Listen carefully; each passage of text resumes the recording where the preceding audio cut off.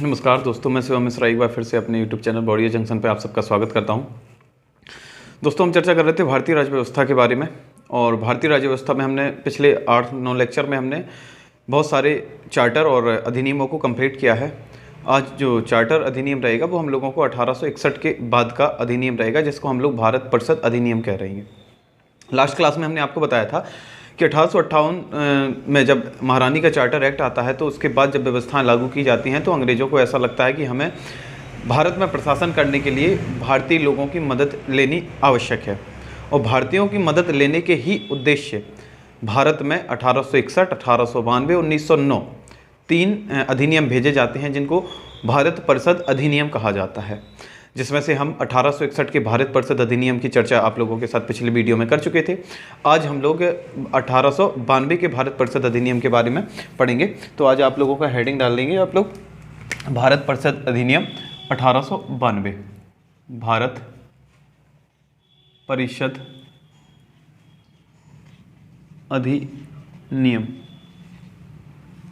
1892।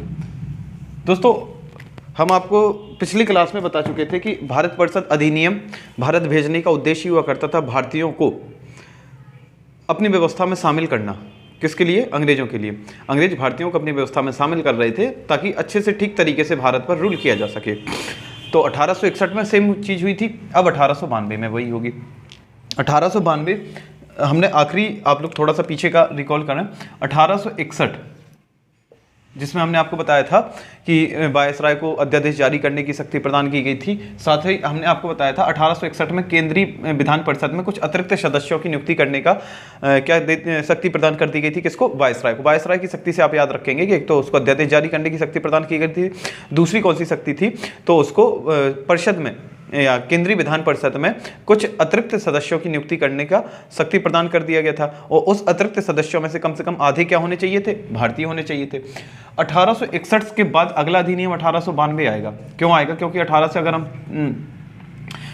जो आप लोगों को हमने शायद पहले बता भी दिया होगा, 1861, 1892 और 1909 यह 3 अधिनियम भारत परिषद अधिनियम के नाम से जानते हैं। और 1861 के बाद 92 वाला जो हम लोग पढ़ेंगे तो इसमें ऐसी कौन कौन सी प्रमुख बातें हैं वो आज हम देखेंगे।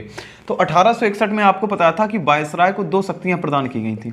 वायसराय को 2 शक्तियां प्रदान की गई थी। एक तो अध्यादेश जारी करने की शक्ति प्रदान की गई थी और दूसरी शक्ति हुआ करती थी अतिरिक्त सदस्यों की नियुक्ति की।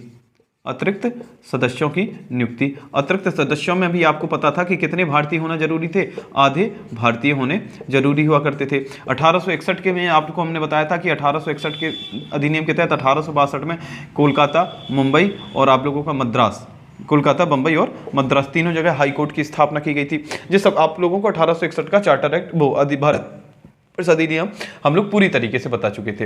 1861 से 1892 के बीच में एक आता है साल 1876।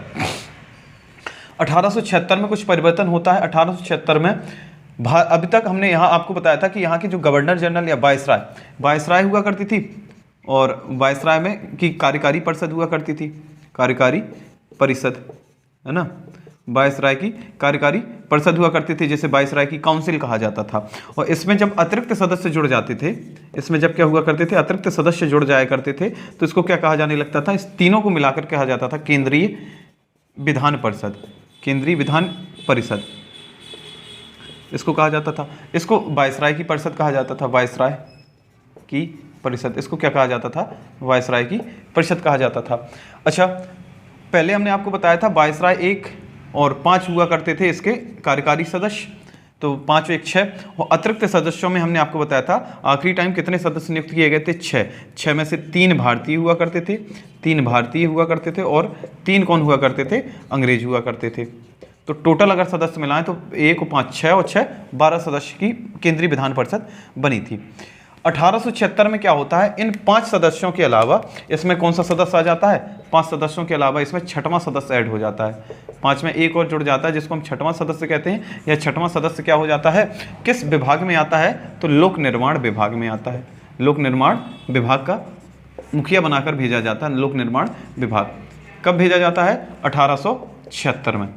तो आप लोगों को पता है कि चौथा सदस्य आप लोगों को चौथा सदस्य, पांचवा सदस्य, एक सदस्य और बढ़ा दिया गया। अब भाई चौथा सदस्य आपको जिस तरीके से विधि आयोग के अध्यक्ष बनकर लॉर्ड मैकाले आए के थे, उसी तरीके से छठवां आयोग लोक निर्माण विभाग का क्या बनकर आया, अध्यक्ष बनकर आया।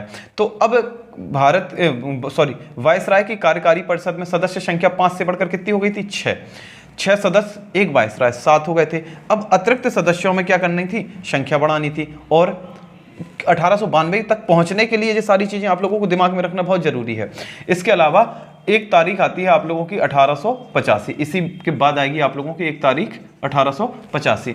1885 में ही भारत में स्थापना हो जाती है कि इंडियन नेशनल कांग्रेस की स्थापना हो जाती है। इंडियन नेशनल कांग्रेस की स्थापना हो जाती है और कांग्रेस बार बार अंग्रेजी शासन पर दबाव बना रही होती है कि जो परिषद है या जो विधान परिषद है इसमें भारतीयों की संख्या बढ़ाई जाए, भारतीयों की संख्या बढ़ाई जाए। तो भारतीयों की संख्या ना तो वायसराय के पद पर बढ़नी थी, ना उसके कार्यकारी सदस्यों के पद पर बढ़नी थी। संख्या बढ़ सकती थी तो कहाँ बढ़ सकती थी, अतिरिक्त सदस्यों के पास में बढ़ सकती थी। और हुआ भी यही कि 1885 में कांग्रेस की स्थापना होने के बाद अतिरिक्त सदस्यों की संख्या में कुछ वृद्धि कर दी गई और वो अतिरिक्त सदस्यों की संख्या पहले 6 हुआ करती थी, 6 के बाद कुछ और हो गई। उस चीज़ को अभी हम देखेंगे, तब तक आप इसका स्क्रीनशॉट ले लीजिए, फिर हम लोग कंटिन्यू करें। चलिए, तो 1892 के अधिनियम के तहत हम लोगों को पहले कुछ बिंदु देख लेने हैं जो महत्वपूर्ण बिंदु है। सबसे पहले लिखेंगे 1892, 1892, एक मिनट सॉरी, पहले 1876 का लिखेंगे। 1876 में लोक निर्माण विभाग के मुखिया, लोक निर्माण विभाग के मुखिया को वायसराय की परिषद, वायसराय की परिषद में, वायसराय की परिषद में शामिल किया गया। अर्थात अब वायसराय की परिषद की सदस्य संख्या 5 से बढ़कर, लिखना है आप लोगों को कि 5 से बढ़कर 6 हो गई। 5 से बढ़कर कितनी हो गई, 6 हो गई। इस चीज को लिखेंगे। इसके बाद 1885 में भारतीय राष्ट्रीय कांग्रेस या इंडियन नेशनल कांग्रेस आप लोग लिख सकते हैं, तो हम इसको शॉर्ट में लिखे दे रहे हैं। इंडियन नेशनल कांग्रेस की स्थापना हो चुकी थी, ठीक है। और इंडियन नेशनल कांग्रेस अंग्रेजी शासन पर क्या कर रही थी, प्रेशर बना रही थी कि हम लोगों की संख्या में वृद्धि की जाए या भारत पर जो शासन चल रहा है उसमें हम लोगों को भी शामिल किया जाए। तो इस प्रेशर का असर हुआ भी अंग्रेजों पर, और अंग्रेजों ने क्या किया, 1892 के अधिनियम के तहत, इस अब आएंगे अधिनियम के प्रावधान, ऐसे हेडिंग डालेंगे आप लोग, इस अधिनियम के प्रावधान। इस अधिनियम के प्रावधानों में क्या क्या शामिल हुआ करता था, ये तो अधिनियम के पहले की बात, जो अधिनियम को प्रभावित करेंगी वो लिख दी हमने। अधिनियम के प्रावधानों में सबसे पहले रहेगा केंद्रीय एवं प्रांतीय विधान परिषदों में सदस्यों की संख्या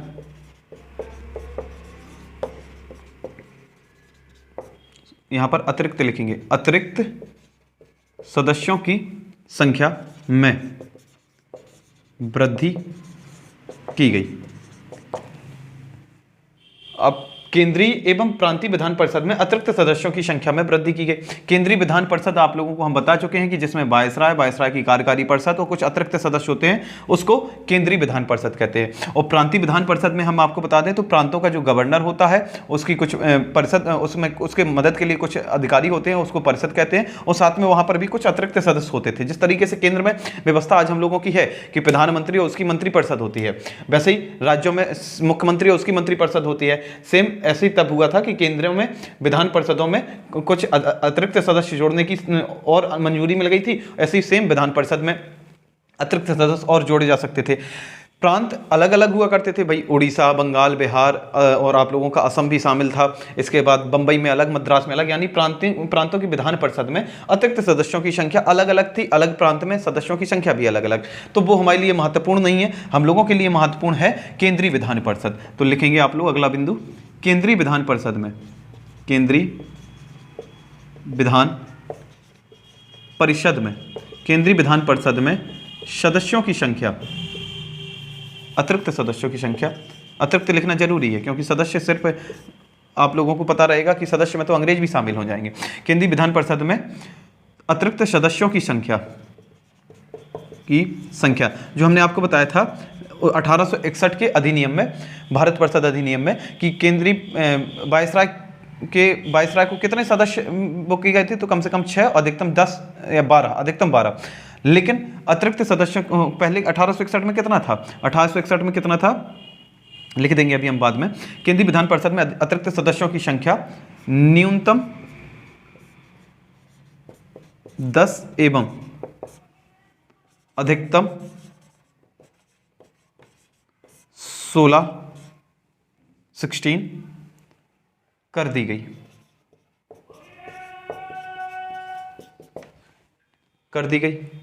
ठीक। अधिकतम कितनी कर दी गई, 16 कर दी गई। केंद्रीय विधान परिषद में अतिरिक्त सदस्यों की संख्या न्यूनतम 10 एवं अधिकतम 16 कर दी गई। अच्छा, और इसमें भी आपको एक चीज और याद रखना है, तथा, इसी के साथ कंटिन्यू करेंगे, तथा इन सदस्यों में जो भी आप नियुक्त करो, चाहे 10 करो, चाहे 11 करो, चाहे 12 करो, चाहे 16 करो, चाहे 15 करो, चाहे 14 करो, कितने भी सदस्य आप क्या करेंगे, नियुक्त करेंगे या अतिरिक्त सदस्य बुलाएंगे, इन सदस्यों में कम से कम 10 सदस्य गैर सरकारी मतलब भारतीय, गैर सरकारी यानी भारतीय होंगे। यानी आप पहले कह रहे थे कि आधे होंगे, अब कितने कह दिया उन्होंने, 10, क्योंकि आप लोगों को हम बता चुके हैं जो चीज़ कि जबकि यहाँ पर आप लोग बॉक्स बना के लिख सकते हैं। 1861 की कंडीशन क्या थी, 1861 में क्या हुआ करते थे, एक वायसराय, कंडीशन आप लोग साथ में लिख लेंगे, 1861 में एक वायसराय प्लस 5 उसके सदस्य, कार्यकारी परिषद के सदस्य, है ना, और प्लस अतिरिक्त सदस्य जिसकी संख्या कितनी, न्यूनतम 6 और अधिकतम 12 थी। जी कब की कंडीशन है, 1861 के, नीचे आप लोगों को दिखाई दे रहा, 1861 की कंडीशन थी। इसके अलावा हम ऊपर लिखे दे रहे इसी चीज को, 1861 की कंडीशन थी। इसके बाद 1861 के बाद अब यही कंडीशन 1892 में क्या हो गई, आप लोग उसी बॉक्स में लिख लेंगे। 1892 में क्या हो गया, एक तो वायसराय रहेगा, एक क्या रहेगा, वायसराय, और सदस्य हो गए कितने, सदस्य हो गए 5 से बढ़कर कितने हो गए, 6, क्योंकि एक सदस्य और आ चुका था, और प्लस अतिरिक्त सदस्यों में न्यूनतम पहले कितना था, 6, अब न्यूनतम कितना है, 10, अधिकतम पहले कितना था, 12, अब अधिकतम कितना है, 16, यानी संख्या में क्या हुई है, वृद्धि। और पहले जितने भी नियुक्त कर रहे थे आप, जैसे पहले अगर मान के चलो 6 से लेकर 12 के बीच में कर रहे थे तो 6 करते, मान के चलो, या 7 कर रहे, 8 कर रहे, 9 कर रहे, 10 कर रहे, या 11 कर रहे, या 12 कर रहे, तो इसमें से आधे भारतीय होना, जैसे 6 करते तो 3 भारतीय, 7 करते तो 3 भारतीय, 8 करते तो 4, 10 या 11 कर रहे होते तो 5 भारतीय, 12 कर रहे होते तो 6 भारतीय, मतलब आधे भारतीय होने जरूरी थे। अब इनने चाहे आप 10 करो, चाहे 11 करो, चाहे 12 करो, चाहे 13 करो, चाहे 14 करो, चाहे 15 करो, चाहे 16, कम से कम 10 होने चाहिए, कम से कम 10 क्या होने चाहिए, भारतीय होने चाहिए। अगर मान के चलो इनने 14 सदस्य नियुक्त किए तो 14 में से 10 भारतीय होंगे, 4 अंग्रेज होंगे। 15 नियुक्त किए, 15 में से 10 भारतीय होंगे और 5 क्या होंगे, अंग्रेज होंगे। अगर मान के चलो इनने 11 सदस्य नियुक्त किए तो 10 भारतीय तो इनको रखना जरूरी है। यानी पहले अधिकतम हम लोग 6, न्यूनतम जो संख्या थी वो हमारे लिए अधिकतम थी, वो कितना, 6, अब इनके लिए न्यूनतम 10 है, वो हमारे लिए अधिकतम 10 हो चुकी है। तो सदस्यों की संख्या में वृद्धि हुई केंद्रीय विधान परिषद में। केंद्रीय विधान परिषद में सदस्यों की संख्या में कैसी हुई, वृद्धि हुई, और यह सदस्य संख्या भाई जो न्यूनतम 6 थी वो 10 हो गई, अधिकतम 16 हुआ करती करती थी, वो 12 हुआ करती थी, जो कितनी हो गई अब 16 हो गई। इस चीज़ को आप लोग ध्यान से देख लें क्योंकि ये बहुत ही ज़रूरी आप लोगों के लिए रहेगा, इंपॉर्टेंट टॉपिक है और उतना ही इंपॉर्टेंट इसकी सारी डिटेल है।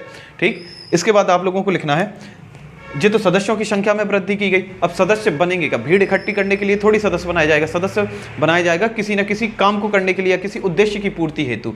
तो भाई भारतीयों का तो इस समय एक ही उद्देश्य था कि कुछ ना कुछ अधिकार हम लोगों को प्राप्त हो जाए, तो लिखेंगे इन सदस्यों के अधिकारों में वृद्धि की गई। इन सदस्यों के, भाई पहला पॉइंट हो गया, ये दूसरा हो गया, अब तीसरा पॉइंट है जी, इन सदस्यों के अधिकारों में वृद्धि की गई। इन सदस्यों की संख्या, इन सदस्यों के अधिकारों में वृद्धि की गई। और वृद्धि किस तरीके से की गई हम आपको बताएं तो सबसे पहला जो था, बजट पर बहस करने का अधिकार प्राप्त हुआ। बजट पर बहस करने का, कई बार पेपर में पूछा जा चुका है, भारतीयों को बजट पर बहस करने का अधिकार कब प्राप्त हुआ था, तो भारत परिषद अधिनियम 1892 के तहत बजट पर बहस करने का अधिकार प्रदान किया गया। बजट पर बहस करने का अधिकार प्रदान किया गया। अब बहस कैसे की जाती है, जैसे हम आप होते हैं, हम आप लोग किसी से ज़्यादा सवाल करें तभी वो कहता है कि हमसे बहस मत कीजिए, या हमसे कोई सवाल करे तो हम कहने लगे कि भाई ज़्यादा बहस ना करो, यानी बहस करने के लिए सवाल पूछना जरूरी है। तो जब बहस करने का अधिकार प्राप्त हुआ, इसका मतलब है प्रश्न पूछने का अधिकार प्रदान किया गया। लिख सकते हैं आप लोग, प्रश्न करने का अधिकार प्रदान किया गया। प्रश्न करने का अधिकार प्रदान किया गया। अच्छा, प्रश्न करने का अधिकार प्रदान किया गया। भारतीयों में थोड़ी सी खुशी की लहर दिखी, लेकिन भारतीयों को खुश थोड़ी करना चाहते थे वो, तो उन्होंने इस चीज पर क्या बोल दिया कि प्रश्न करने का आपको अधिकार है, लेकिन उस प्रश्न का जवाब देने के लिए अंग्रेजी अधिकारी बाध्य नहीं होंगे। यदि उन्हें जरूरत समझी तो जवाब देंगे, नहीं देंगे, नहीं उन्होंने समझा तो नहीं देंगे, यानी नहीं उन्हें जवाब देना तो आप कुछ कर नहीं पाएंगे। तो लिख लेंगे तीसरे पॉइंट में, या इसी में आगे कंटिन्यू कर लेंगे, परंतु जवाब देने के लिए अंग्रेज अधिकारी बाध्य नहीं थे। जवाब देने के लिए अंग्रेज बाध्य नहीं थे। अब भाई आपकी जो ताकत कितनी बड़ी हुई कि आप सवाल पूछ रहे हैं, सामने वाला जवाब ना दे, तो आपकी ताकत किसी काम की नहीं है ना। तो सवाल वहीं करने चाहिए जहां पर जवाब मिले, जहां जवाब नहीं मिलते हैं वहां सवाल करने का कोई भी औचित्य नहीं होता है, चाहे वो जिंदगी हो या आप लोगों का अधिनियम हो। प्रश्न करने का अधिकार प्रदान किया गया, परंतु जवाब देने के लिए अंग्रेज बाध्य नहीं थे। साथ में ही आपको, अच्छा कभी कभी क्या होता है कि जैसे आप हमसे प्रश्न करें, हमने आपका उत्तर दिया, तो आप दोबारा से काउंटर क्वेश्चन करते हैं, इसको कहा जाता है पूरक प्रश्न। या हम कोई आंसर, आपके प्रश्न का किसी का आंसर दे रहे हैं तो आपने दोबारा से कुछ पूछ दिया, उसका फिर आंसर दें, फिर आप कुछ पूछ रहे हैं उसका आंसर, तो ऐसे प्रश्नों को जो आप किए जा रहे हैं उसको पूरक प्रश्न कहा जाता है। तो पूरक प्रश्न पूछने का अधिकार नहीं मिला था, यानी आप क्या करेंगे, सिर्फ एक ही बार प्रश्न पूछ पाएंगे, और उनने जो जवाब दिया आप संतुष्ट हो ठीक है, नहीं संतुष्ट हो तो भी ठीक है, यानी आप दोबारा से सवाल नहीं कर सकते। यानी इसमें लिख लेंगे पूरक प्रश्न, पूरक प्रश्न पूछने का अधिकार नहीं दिया गया। पूरक प्रश्न पूछने का अधिकार नहीं दिया गया।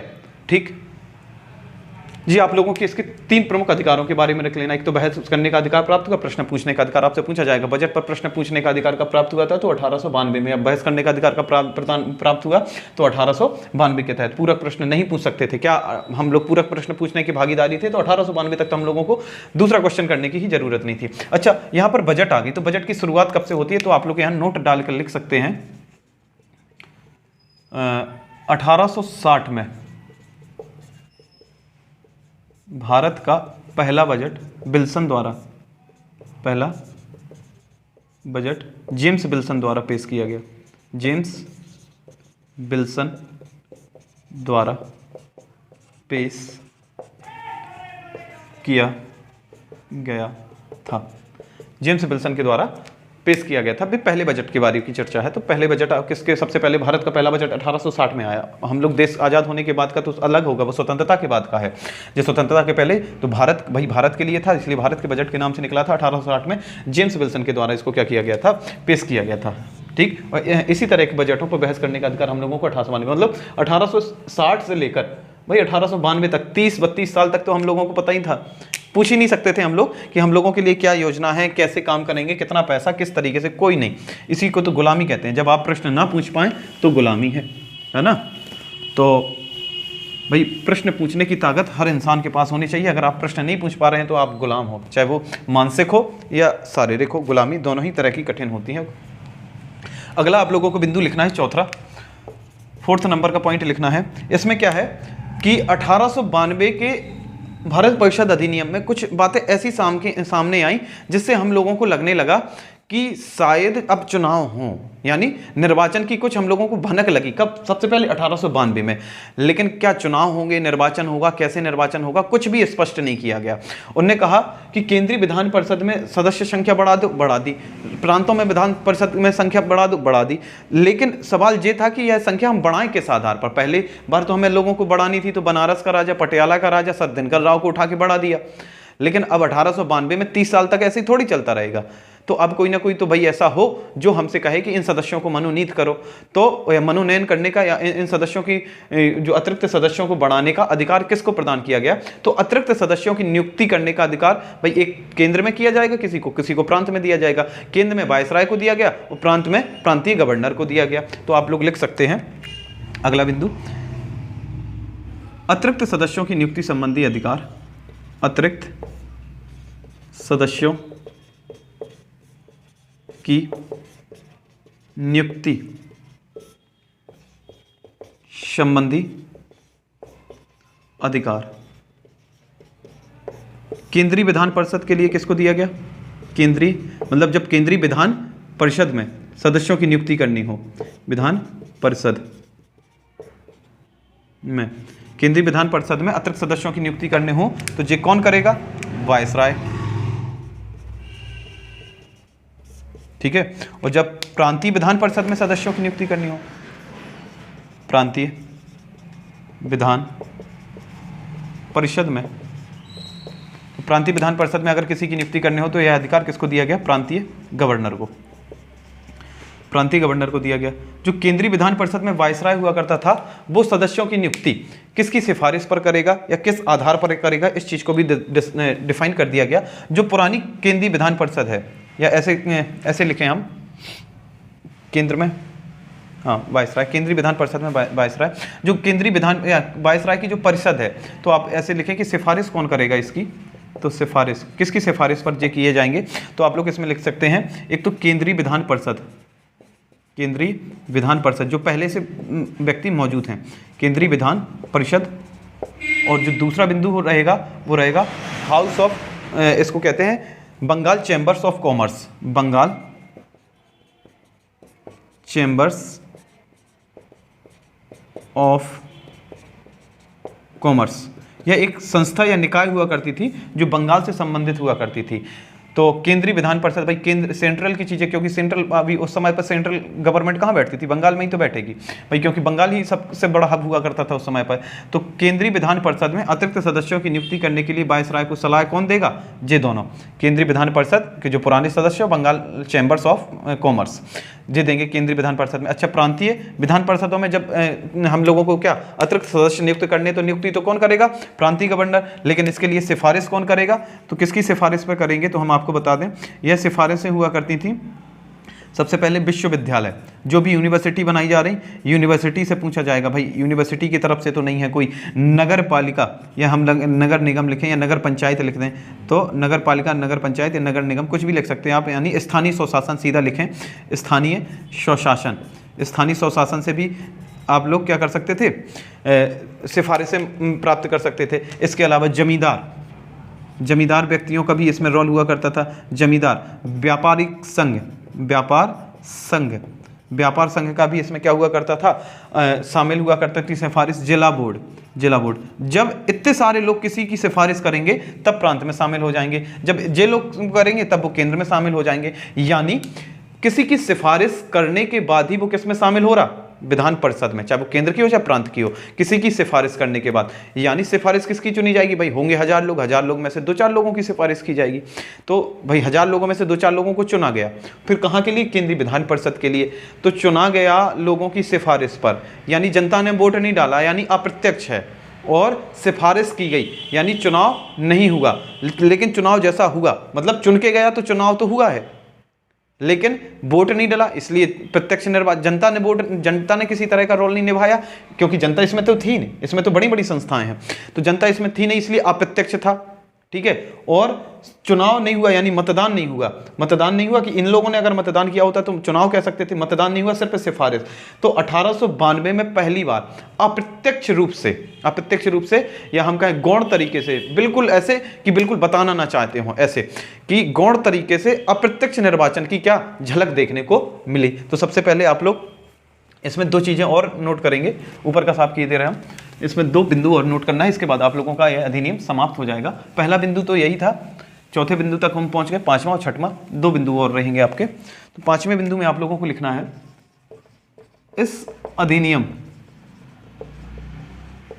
में अब आप देखो दोनों चीजें दिमाग में किस तरीके से सेट करनी है भाई। जो सदस्य है इसको जनता तो चुन नहीं रही, जनता ने नहीं चुना, इसलिए ये क्या हो गया, अप्रत्यक्ष, क्योंकि जैसे जनता चुनती है वो प्रत्यक्ष कहलाता। और इस सदस्य का चुनाव नहीं हुआ, यानी वोटिंग नहीं हुई, क्या हुई, सिफारिश।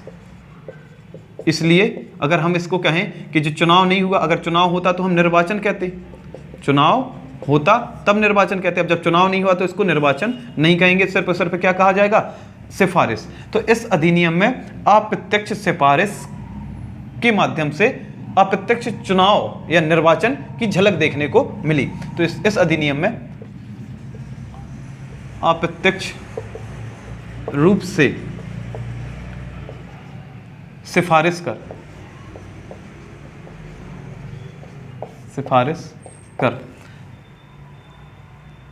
अप्रत्यक्ष, ऐसे लिखें इसको, थोड़ा सा हम लैंग्वेज अब इसकी थोड़ा सा ऐसी बनाएं ताकि आप लोगों को अगर लिखने को कभी मौका मिले तो आप लोग उसको अच्छे से लिख पाएं। सिफारिश आप लोगों की रहेगी, सिफारिश के आधार पर अप्रत्यक्ष तरीके से लोगों को चुना गया, सदस्यों को चुना। इस अधिनियम में सिफारिश के आधार पर बात होगी, सिफारिश यानी चुनाव नहीं होगा, सिफारिश के आधार पर, आधार बनाया जाएगा किसको, सिफारिश को। सिफारिश के आधार पर अप्रत्यक्ष तरीके से सदस्यों को चुना गया। इसी के लिए हम आप लोग ब्रैकेट में एक लाइन अच्छी लिख लेंगे जो हम लोगों के लिए भविष्य में काम देगी। भविष्य में क्या काम देगी, अर्थात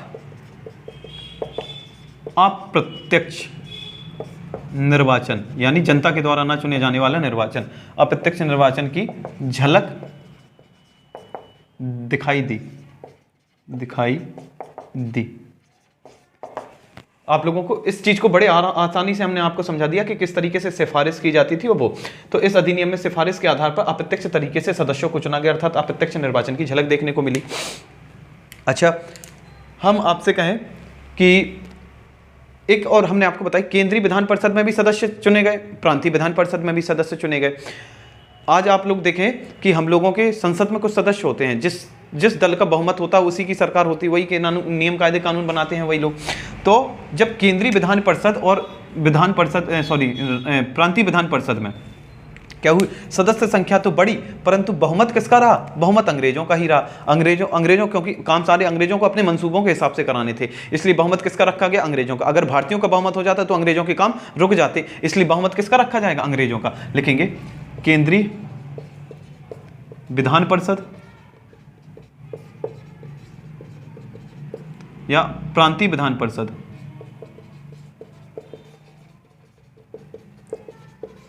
परिषद, इन दोनों में सदस्य तो बढ़ी, सदस्य संख्या तो बढ़ी, परंतु बहुमत अंग्रेजों का रहा। अंग्रेजों यानी सरकारी अफसरों का रहा, कैसे, तो हम लोग प्रांतों का तो डिस्कस नहीं करेंगे क्योंकि अलग अलग प्रांत में अलग अलग संख्या, अलग अलग तरीके से वो केंद्र का हम किए दे रहे हैं, यानी केंद्रीय विधान परिषद की हम आप लोगों को बहुमत सिद्ध बताए दे रहे हैं कि किस तरीके से अंग्रेजों का बहुमत हुआ करता था। बॉक्स में बनाएंगे इस चीज़ को ताकि आप लोग, ठीक है। इस समय यानी 1892 की आप लोगों को कंडीशन बता दी हमने। इस समय 1892 में क्या हुआ करता था, वायसराय प्लस उसके सदस्य और अतिरिक्त सदस्य, अतिरिक्त सदस्य। एक वायसराय था, 6 सदस्य हो चुके थे, अतिरिक्त सदस्य कम से कम 10 और अधिकतम कितने रखने थे, 16, अधिकतम 16। अब देखें इसको, अगर मान के चलो यहाँ पर उनने कितने सदस्य चुने, अगर इनने पूरे के पूरे सदस्य चुन लिए, कितने, 16, पूरे के पूरे, क्यों हम सदस्य बता रहे 16, अभी देखो इसको भी सुन लो। अगर मान के चलो 10 करते नियुक्त तो 10 ही भारतीय चाहिए, क्योंकि आप लोगों की कंडीशन है कि 10 भारतीय होना आवश्यक है। 11 करते तब भी 10 भारतीय, एक अंग्रेज, है ना, यहाँ अंग्रेज लिखते जा रहे, अंग्रेज कितना, यहाँ कोई भी अंग्रेज नहीं होगा, यहाँ एक अंग्रेज होगा। अगर 12 सदस्य नियुक्त करते तो 10 भारतीय 2 अंग्रेज, 13 सदस्य नियुक्त करते तो 10 भारतीय 3 अंग्रेज, 14 नियुक्त करते तो 10 भारतीय 4 अंग्रेज, ऐसे 16 करते अगर तो 10 भारतीय और 6 अंग्रेज। तो अंग्रेजों को तो अपनी संख्या ज़्यादा करनी है बहुमत के लिए, तो वो कितने सदस्य नियुक्त करेंगे, 16 नियुक्त करेंगे। तो अगर मान के चलो सदस्य 16 हैं तो 16 में से 10 कितने हैं, 10 कौन है, भारतीय, 10 कौन है, भारतीय, और 6 कौन से होंगे, अंग्रेज यानी सरकारी। इसको गैर सरकारी कहते हैं और इनको क्या कहा जाता है, सरकारी। अब आप बताओ, गैर सरकारी 10 हैं, गैर सरकारी कितने हैं, 10, और सरकारी कितने हैं, 6 जे हैं। अंग्रेज कितने हैं टोटल, 6, और 6 12 1 13, तो अंग्रेज टोटल कितने हो गए पूरे परिषद में, केंद्रीय विधान परिषद में अंग्रेज हो गए 13, और भारतीय कितने रहे, 10। अब बताओ 13 लोग जो काम करना चाहेंगे वो हो पाएगा, या 10 लोग जिसका विरोध करेंगे वो हो पाएगा। तो 13 लोग जिस काम को करना चाहेंगे, यानी अंग्रेज अब भी जो कुछ भी चाहेंगे वो कर सकते थे। सिर्फ और सिर्फ ऐसा ही है कि आप पंचायत में बैठे हैं लेकिन आपको बोलने की ताकत नहीं दी जाएगी, आप सिर्फ दर्शक बने बैठे रहेंगे, थोड़ा बहुत मुंह चला लेंगे, क्योंकि आपको बहस करने का अधिकार मिल चुका है 1892 में। भारतीयों को शामिल तो किया लेकिन भारतीयों के पास अधिकार बहुत सीमित थे कि उसका कोई फायदा ही नहीं मिल पा रहा था। इसी चीज़ को हम लोग बढ़ते रहेंगे। और आप लोग 1885 में तो कांग्रेस की स्थापना हुई, कांग्रेस के नेता आएंगे, इस चीज़ को और बढ़ाने की कोशिश करेंगे, राजनीति को तूल पर ले जाएंगे, चरम सीमा तक राजनीति करना स्टार्ट हो जाएगी। भारत के बुद्धिजीवी कुछ राजनीतिक अच्छे तरीके से ऐसी राजनीति करेंगे कि अंग्रेजों को भी थोड़ा सा कभी कभी हार का सामना का साथ साथ हम कहें कि अंग्रेजों की भी दिमाग घूम जाएंगे। इस तरीके की राजनीति करने वाले भी भारत में हुए हैं कि अंग्रेजों के भी दिमाग ऐसे साइलेंट टाइप के हो जाएंगे कि कुछ समझ में नहीं आ रहा किया क्या जाए, लेकिन वो आपको धीरे धीरे देखने को मिलेगा। तो भारतीय किसी चीज़ में कमजोर नहीं है, बशर्ते एक बार अगर वो ठान लें तो चाहे हम हो या आप हो, किसी भी चीज़ को आसानी से फोड़ सकते हैं। तो यहाँ भारतीय सिर्फ 10 हुआ करते थे, अंग्रेज 13, तो अंग्रेज यहाँ भी अपना काम आसानी से कराई ले जा रहे थे। तो ये रहा आपका 1892 के अधिनियम की सारी बातें। एक बार हम आपको 5 मिनट में रिकॉल किए दे। तो 1892 का अधिनियम हम पढ़ रहे थे। 1892 आता कहाँ से है, तो हमने आपको बताया था कि 1858 के अधिनियम के बाद भारतीयों की मदद चाहिए थी, तो भारतीयों की मदद के लिए उन्हें 1861, 92 और 1909 में 3 अधिनियम भेजे, जिन्हें भारत परिषद अधिनियम कहते हैं। भारत परिषद अधिनियम 1861 हम पिछले वीडियो में पढ़ चुके थे। इस वीडियो में हम चर्चा कर रहे थे भारत परिषद अधिनियम 1892 में। भारत परिषद अधिनियम 1892 पढ़ने के पहले हमने आपको 2 बातें याद रखनी है। एक तो 1876 की, जिसमें लोक निर्माण विभाग का एक अधिकारी बनकर आया जो वायसराय की परिषद में शामिल हो गया, 1885 की, जिसमें कांग्रेस की स्थापना होगी। दोनों लोगों के क्योंकि बीच में आते रहेंगे।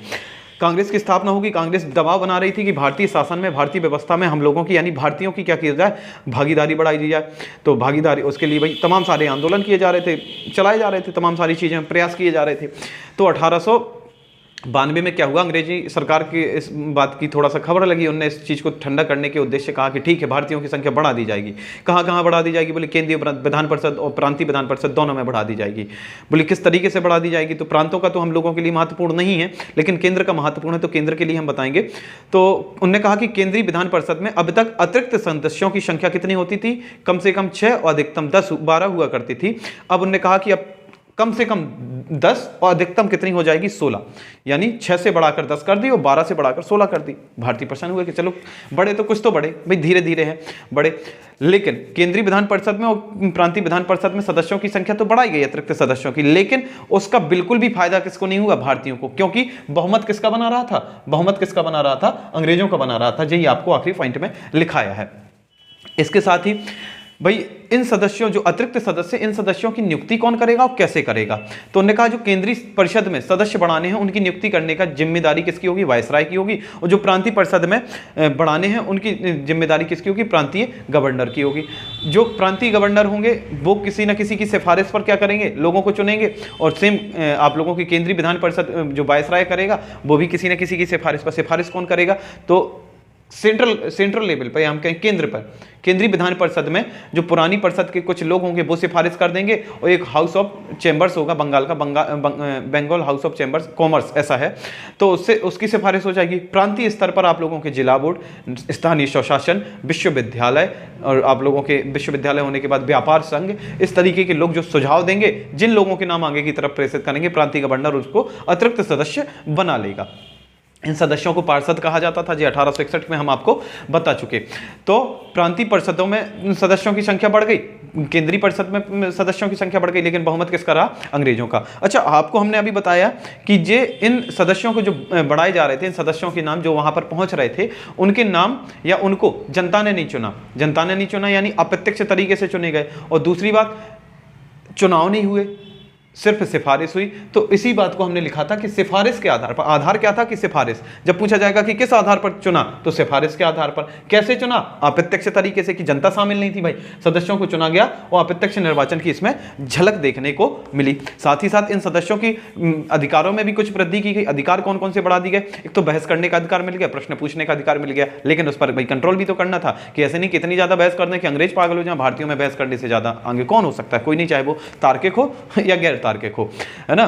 तो बहस करने का अधिकार मिला, साथ में प्रश्न पूछने का अधिकार मिल गया, लेकिन उन प्रश्नों के जवाब देने के लिए अंग्रेज अधिकारी बाध्य नहीं थे। दूसरी चीज क्या हुआ करती थी कि इनको पूरक प्रश्न पूछने का अधिकार नहीं दिया गया था कि भाई एक बार आपने प्रश्न कर लिया, उसको भाई आप जवाब ले लिए, संतुष्ट हैं तो अच्छी बात है, नहीं है तो फिर हम आपको दोबारा से जवाब या दोबारा से प्रश्न पूछने की अनुमति नहीं देते हैं। अच्छा, प्रश्न पूछने का भी एक तरीका होता था। तरीका किस तरीके से? जैसे लोकसभा में अभी प्रश्नकाल होता है, प्रश्न उठाने होते हैं, तो पहले से अनुमति लेनी होती है या पहले से समय लेके रखना होता है, आपको क्या अपना जो होते अनुमति लेनी पड़ती है। ऐसे ही अगर किसी को प्रश्न पूछना था, कौन सा, जो बजट पर बहस करने के लिए अगर आप कोई प्रश्न पूछना चाहते हैं, किसी भी तरह का कोई प्रश्न पूछना चाहते हैं, तो उसको 6 दिन पहले आपको सूचना देनी पड़ती थी। जैसे आज हमने सूचना दे दी, आज 5 तारीख, हमने 5 को सूचना दे दी, तो हम लोगों को अगली बार हम प्रश्न कब पूछ सकते हैं? तो 11 तारीख को, यानी 5 के बाद 6 दिन के बाद आप लोगों का कहीं नंबर आता था, तब तक तो बहस और बजट दोनों का ही खेल हो चुका होगा। इसलिए शक्तियां सीमित थी, हम लोगों की संख्या तो बढ़ती जा रही थी, परंतु शक्तियां सीमित थी। इसलिए बढ़ती जनसंख्या का, भाई बढ़ती संख्या का शक्तियों के बिना किसी भी तरह का कोई औचित्य नहीं होता है, ठीक है। तो जब तक शक्ति ना हो, संख्या कितनी भी रहे, कोई औचित्य नहीं है। इसलिए संख्या पर नहीं, शक्ति पर आप क्या करें, काम करें, चाहे वो जीवन हो या पढ़ाई हो। संख्या में आपके 4 दोस्त हैं, अच्छी बात है, 40 दोस्त हैं, अच्छी बात है, लेकिन 40 में हो सकता है कि आपके झगड़े होने पर 4 ना आए, और 4 में हो सकता है कि चारों के 4 आ जाएं। तो भाई संख्या मैटर नहीं करती है, आप लोगों की शक्ति मैटर करती है। 1892 की जी सारी की सारी आप लोगों की बातें बताई गई। इसके बाद मिलते हैं अगले टॉपिक में, अगले वीडियो में, एक अच्छे और मजेदार टॉपिक के साथ, अच्छे कंटेंट के साथ, जिसमें हम लोग पढ़ेंगे 1909 का भारत परिषद अधिनियम, जिसको अलग नाम से जाना जाएगा। क्या नाम होगा, कैसे फसाद की जड़ बनेगी, दंगे फसादों के तमाम सारे रायते फैलेंगे, कैसा क्या होगा, ये तमाम सारी चीज़ें आप लोगों को अगले वीडियो में देखने को मिलेगा। अगला वीडियो थोड़ा सा हो सकता बड़ा हो, तो आप लोग उसके लिए तैयार रहें, खा पी के एकदम मस्त, और मिलते रहें अगले वाले वीडियो में। तब तक के लिए धन्यवाद, जय श्री राम। हाँ, और चैनल को एक बार सब्सक्राइब जरूर कर दीजिए और वीडियो को शेयर कर दीजिए, ताकि भाई हम लोगों को मोटिवेशन मिलता रहता है, हम लोगों का काम करने का मन करता रहता है। तो आप लोग इतना तो फेवर कर ही सकते हैं कि आप लोग चैनल को सब्सक्राइब, वीडियो को शेयर और लाइक जरूर कर सकते हैं। अगर कोई नया कंटेंट, नया टॉपिक या कुछ नया पढ़ना चाहते हो, तो उसके लिए भी आप कमेंट बॉक्स में जवाब दे सकते हैं। धन्यवाद, जय श्री राम।